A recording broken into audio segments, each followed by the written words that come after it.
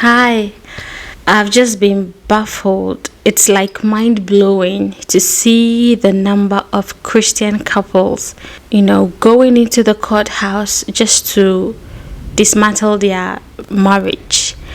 Like, gone were the days that before someone would get out of a marriage, that would be like due to death, do us apart.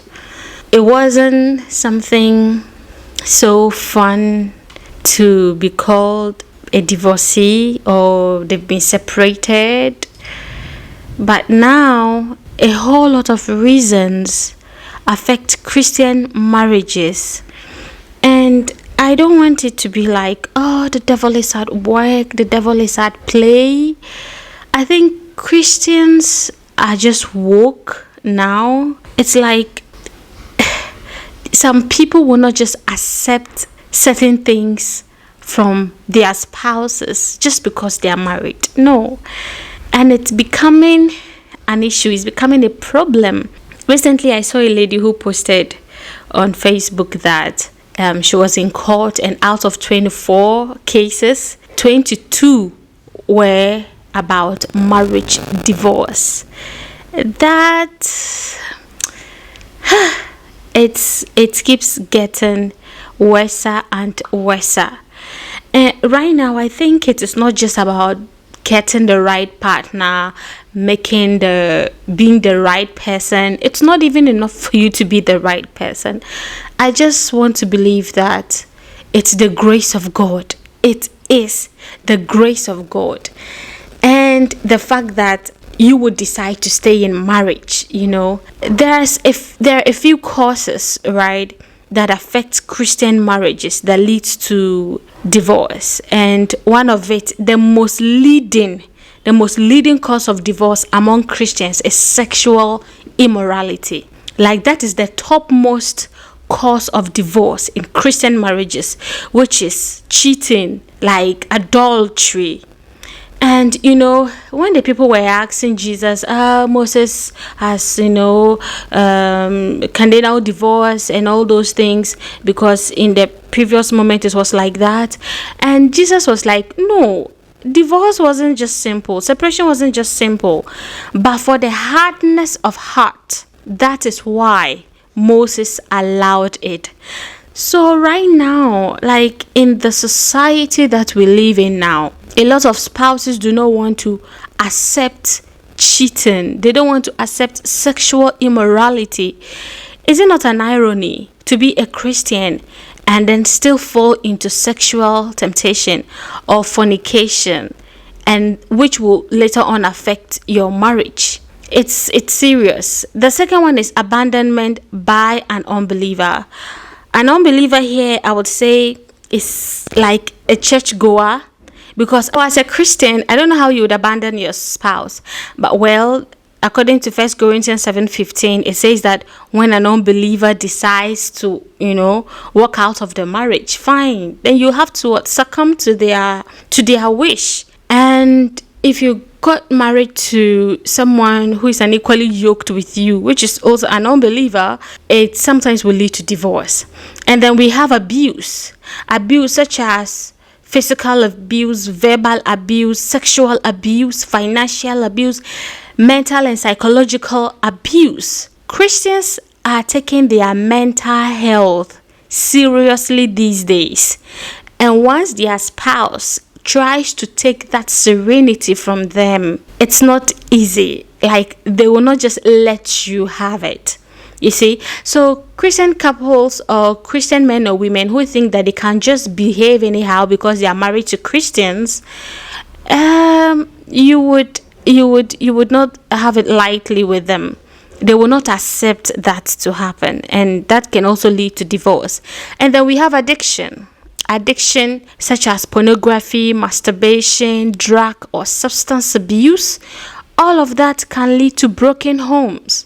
Someone who is addicted to betting or gambling, it can cripple the finances of the family, and that can also lead to divorce, whether the person is a Christian or not, whether the person worships God or not.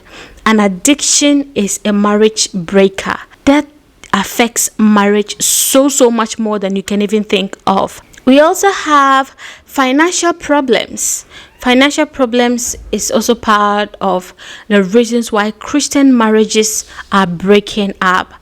If you get married to someone who feels that, oh, one day it's gonna be better, then 10 years into the marriage, 7 years, 5 years into the marriage, and it's not just getting better, sometimes they would walk out because your spouse might not see the need to be suffering in a marriage relationship which isn't yielding any financial fruit.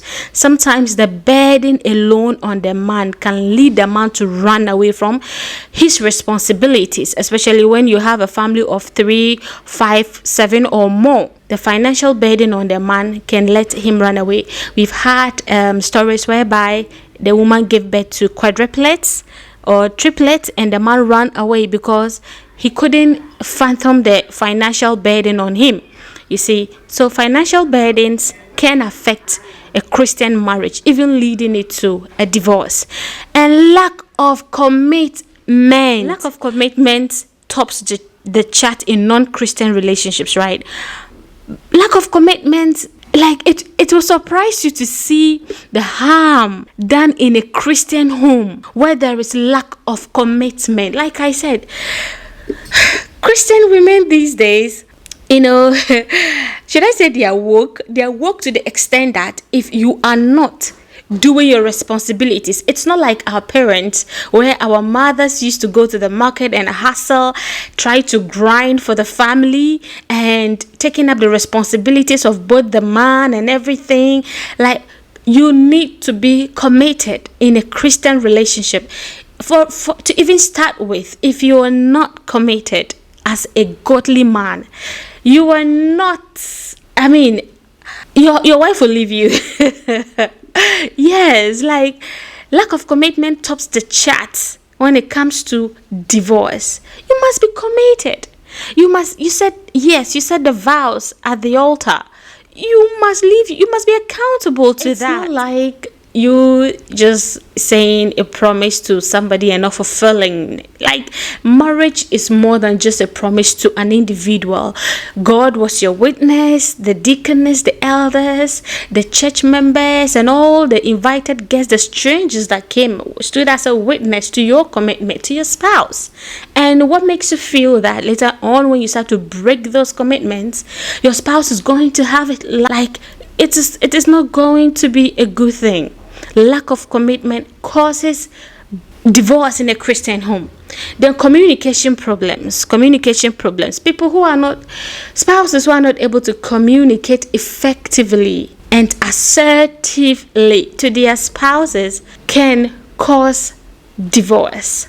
Someone who's always sulking, doesn't talk, doesn't tell the reasons why, doesn't even communicate their emotions, their feelings, and always breaking down, and get to that point in their lives that they start to resent you because they cannot communicate, and all of that can lead to a divorce in a Christian home. Your spouse will just wake up, enough is enough, I cannot with this anymore. So learning how to communicate in a Christian marriage is important. Yes, I know the Holy Spirit leads us. I know Jesus dwells in our home.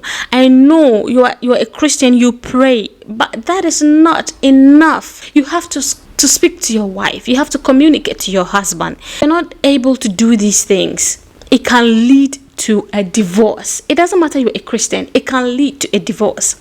Then infidelity, we have already spoken about that. Infidelity can really cause a separation between Christian couples. Once you allow yourself to fall into temptation, a sexual temptation, that already have broken the marriage vow. You've broken the marriage covenant.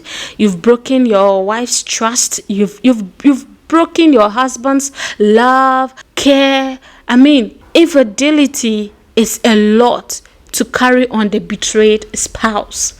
Now, don't go about thinking because you're a Christian, my spouse will just forgive me and that will be it. Like the Bible said, those who have the hardness of heart and cannot accept that behavior from you would walk out of the marriage. I know some churches are like, divorce, God hates divorce. Yes, he hates divorce, but it doesn't mean that you cannot divorce a spouse. I'm coming from a church that do not accept divorce, but I have my own opinions about divorce, and in as much as we would want Christian couples not to divorce, we are not getting it like that. Every day they keep divorcing, they keep signing that divorce document. And the earlier we come to the realization of this, the better for the Christian people who are married. You don't get married thinking that you're a Christian and you can do anything and get away with it. No, you will certainly lead your marriage to divorce if you put up the hard work to sustain that marriage. And we have incompatibility, very important. Incompatibility might be still marrying an unbeliever, still marrying someone who doesn't accept your dreams, who does not accept your ambitions. Like the person does not really want to accept what you want to become in life or what you're ambitious about. So incompatibility can be finances, can be your dreams, can also be your career, can be your the way you worship, sex, any other thing. Sometimes you get married thinking that it will get better along the way, but you realize that no, it is not, and that can lead to a divorce. So before you get married, find out about your spouse's incompatibility. Like, it's serious. You don't need to say, I'm a Christian, we'll pray about it, we'll fast and pray about it. It will shock you that will lead to your divorce, okay? In as much as you wouldn't want that, but it could lead to your divorce. We also have family interference, which is the second but last on the list. Family interference is a no. Like, it's non-negotiable in a Christian marriage. If you have family interference, if you have your spouse's parents always interfering in your marriage, making decisions for you, telling you what to do, leading your family behind closed scenes, it can lead to a divorce. Also, if your spouse is not being loved by your parents, or if your spouse is not being loved by your siblings, it can lead to a divorce, because you must be able to fight for your spouse. You must be able to stand up for them. You must be able to let your family love him or her. And if this is not being achieved, your spouse can just walk out of the marriage because it becomes unbearable for her or for him. So from the beginning of the marriage, let there be boundaries, okay? I know you are a Christian, but let there be boundaries between you and your spouse and your in-laws. Let them know that no, you cannot speak anyhow to my wife. If you don't love my wife, fine. Don't come to my house. If you don't love my spouse, then you have no business, being with us. So there should be boundaries. If you don't set up boundaries for your spouse, it's going to lead to divorce. Okay? And don't say that God is not fighting for you. God is not there. God does not love you. That is not like it is not. It is you failing to do your part as a strong spouse for your significant other. And lastly, falling out of love. It will shock you that some Christians today do not love their spouses. They do not love their husbands. They don't love their wives because they've just gotten to the place that they're falling out of love for their spouses. It happens in Christian marriages. And I don't know how. God is full of love. God is full of care, put you two together and hoping that you two would get to love each other for the rest of your lives, and one day you just fall out of love. Well, falling out of love can be, reasons, like a lot of reasons, like maybe the infidelity, lack of commitment, lack of communication, financial struggles, not finding your spouse attractive anymore. It happens, especially to the woman, when the woman starts to give birth and lose certain figures, or is out of shape. The husband sometimes loses attraction, and this will let us know that our Christian husbands also, they're humans, and sometimes they're just men. They just become men sometimes in the marriage, and they tend to be attracted to certain things that drew them closer to you. So when they start to see those things vanishing, they are not prepared. They are not prepared prepared for the aftermath of childbirth. So the postpartum depression and all of that, So, Christian marriages, in as much as we are praying, in as much as we are fasting, in as much as we are doing what we are doing spiritually, we need to put in the work physically, emotionally. We need to put in the work to make sure that our marriages last to the end of time. Like, our marriages are able to last the storms of life. It's a lot to take in, and Christian marriages are failing. And my problem is always with the children. Like, what happens to the kids? We all know the effects of a broken marriage. We all know the effects of a broken family or a dysfunctional family. The effects are enormous. So I would end here, and I would pray that Christian marriages, they get back to their feet and start to work hard and start to do what they're supposed to do, be accountable, and, just put in the work to save your marriage. Thank you, and have a lovely day. Bye.